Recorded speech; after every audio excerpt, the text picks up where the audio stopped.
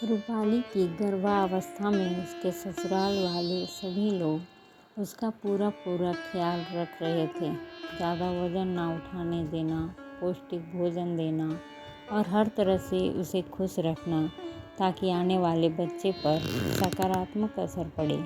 रूपाली भी जितना उससे बन पड़ता था छोटे छोटे काम करती रहती थी ताकि सास को ज़्यादा काम ना करना पड़े।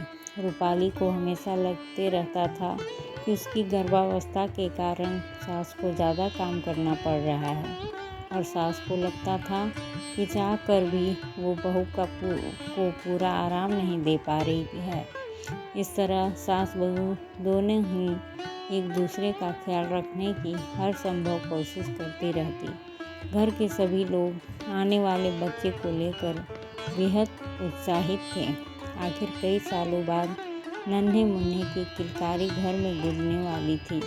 वैसे तो घर में सभी को बेटा हो या बेटी कोई फर्क नहीं पड़ता था, लेकिन सास यदा कदा कह देती कि मेरा कुलदेवक आने वाला है, मैं अपने पोते के लिए ऐसा करूँगी, मैं अपने पोते को ऐसा खिलाऊँगी, इतनी बड़ी पार्टी देंगे, इतने सारे मेहमानों को बुलाएंगे आदि। यह सब सुनकर रूपाली भी मन ही मन ईश्वर से प्रार्थना करती कि हे ईश्वर, मुझे बेटा ही देना ताकि मम्मी जी की मनोकामना पूरी हो। आखिर इंतज़ार की घड़ियां खत्म हुई। डिलीवरी के बाद जैसे ही नर्स ने कहा कि कन्या रत्न की प्राप्ति हुई है, मम्मी जी के बारे में सोचकर रूपाली मन ही मन उदास हो गई। नॉर्मल डिलीवरी होने से उसे उसी दिन अस्पताल से छुट्टी मिल गई।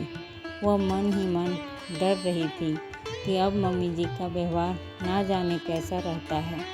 मम्मी जी अब मुझसे अच्छे से बात करेंगे कि नहीं, बच्ची को अच्छे से खिलाएंगे कि नहीं, क्योंकि उन्हें तो अपने कुलदीपक की यानी पोते की आशा थी। घर आने पर भी उसे बार बार लग रहा था कि मम्मी जी अब अपनी नाराज़गी व्यक्त करेंगे। जब भी सास कमरे में आती वो उनका चेहरा पढ़ने की कोशिश करती। मनोविज्ञान में एमए करने के बाद भी आज वो मम्मी जी का चेहरा पढ़ने में खुद को असमर्थ पा रही थी। बच्ची को देखने रिश्तेदार और पड़ोसी आने लगे। सासू माँ घर का सारा काम करके रूपाली और बच्ची का पूरा ख्याल रखकर खुशी खुशी आने वालों का स्वागत भी कर रही थी। रूपाली के कान आने वाले लोगों की और सास की बातचीत पर लगे हुए थे ताकि मम्मी जी के मन की बात वो समझ सके। शर्मा आंटी कह रही थी, देख, तुझे तो पोता ही चाहिए था ना, लेकिन हुई तो पोती, इसलिए ज़्यादा लाड मत लडाना। गोंद के लड्डू में भी थोड़ा कम मेवा चल जाएगा। आखिर उसने कौन सा बेटा पैदा किया है। बादाम के भाव भी तो आसमान छू रहे हैं। 500 ग्राम के बदले 250 ग्राम डाल देना और बाकी के मेवे में भी थोड़े थोड़े कम करके गेहूं का आटा थोड़ा ज़्यादा डाल देना ताकि लड्डू कम ना दिखे। रूपाली सब सुन रही थी।